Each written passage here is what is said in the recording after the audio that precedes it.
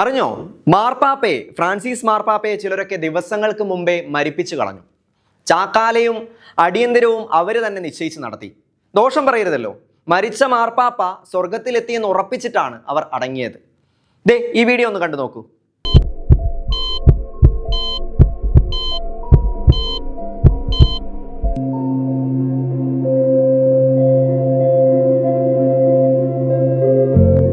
അപ്പൻ ചത്തിട്ട് വേണം കട്ടിലിൽ കിടക്കാൻ എന്നൊരു പഴമൊഴി കേട്ടിട്ടില്ലേ?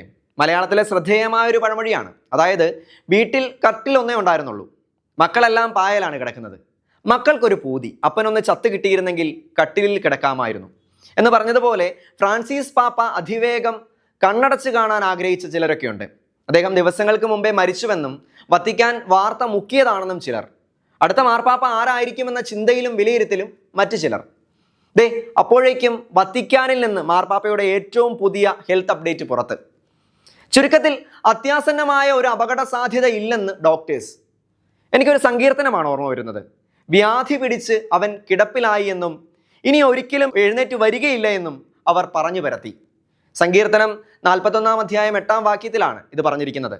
മാർപ്പാപ്പ ഓൺലൈനിലൂടെ ധ്യാനത്തിൽ പങ്കെടുത്തു എന്ന് കേട്ടപ്പോഴും, പ്രൈവറ്റിൽ ചാപ്പലിൽ പ്രാർത്ഥിച്ചു എന്ന് കേട്ടപ്പോഴും, കുർബാന സ്വീകരിച്ചു എന്ന് കേട്ടപ്പോഴും, അവിടുന്ന് സന്ദേശം അയച്ചു എന്ന് കേട്ടപ്പോഴും അപ്പൻ ചത്തിട്ട് കട്ടിലിൽ കിടക്കാൻ കൊതിച്ച ചിലർക്കെങ്കിലും അങ്കലാപ്പ്.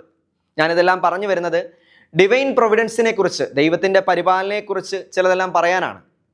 റോമാക്കാർക്ക് എഴുതിയ ലേഖനത്തിൽ പൗലോസ്ലീഹ 9 അധ്യായം 16 വാക്യത്തിൽ പറയുന്നു, നമ്മുടെ ആഗ്രഹമല്ല, പ്രയത്നമല്ല, കർത്താവിൻ്റെ കരുണയാണ് എല്ലാത്തിൻ്റെയും അടിസ്ഥാനം. ശരിക്കും സകല മനുഷ്യരും ഓർത്തിരിക്കേണ്ട ഒരു വചനമാണിത്. അതോടൊപ്പം കൂട്ടിച്ചേർത്ത് വായിക്കേണ്ട ഒരു വചനം കൂടിയുണ്ട്. മനുഷ്യൻ പദ്ധതികൾ വിഭാവനം ചെയ്യുന്നു, അന്തിമ തീരുമാനം ദൈവത്തിൻ്റെതത്രയും.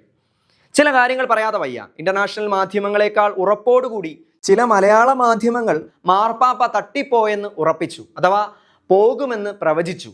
ധ്യാന ഗുരുക്കന്മാരെ കൊണ്ട് റോമിലെത്തി മാർപ്പാപ്പയെ സുഖപ്പെടുത്താൻ ഫ്ലൈറ്റ് വരെ അവർ ബുക്ക് ചെയ്തു.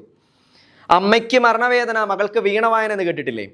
മരണത്തെ മുഖാമുഖം കണ്ട് മല്ലടിക്കുന്ന മാർപ്പാപ്പയിൽ നിന്ന് വിഷയം വളരെ പെട്ടെന്ന് തീരാത്ത സഭയോടുള്ള പകയാക്കി ചിലർ മാറ്റി. ആരെയും കുറ്റപ്പെടുത്തുന്നില്ല, എല്ലാവർക്കും അവരുടേതായ സ്വാതന്ത്ര്യവുമുണ്ട്.